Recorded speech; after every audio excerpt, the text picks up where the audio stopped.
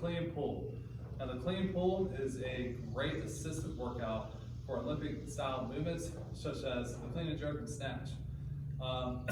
This exercise is a full body explosive workout that's going to contract our quadriceps, our hamstrings, our glutes, and a lot of our upper and middle traps as long as with our deltoids.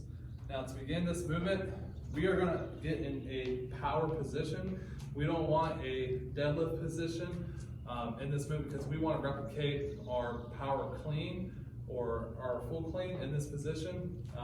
So we want to set up where our bar is over our mid-foot, our feet are approximately shoulder width apart, and our hand placement is going to be just like how we would in a typical power clean. So for me, I'm going to have my hands right outside my knees. We are going to squat down to the bar.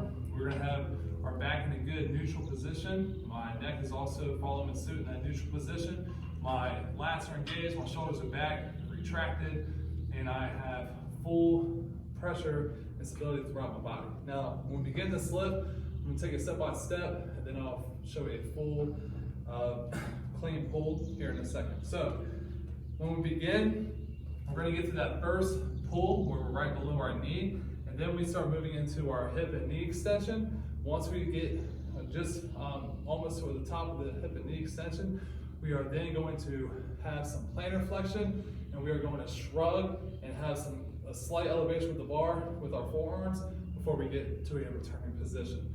This movement is going to mimic that second pull within a power clean, so this is a great assisted workout, like I said before, where sometimes you can add a little bit more weight than your PR for your power clean to kind of get you to adapt to just doing the second pull, which will translate into an easier power clean later. So I'm going to run through this 2 or 3 times, and then we'll talk about it a little bit more.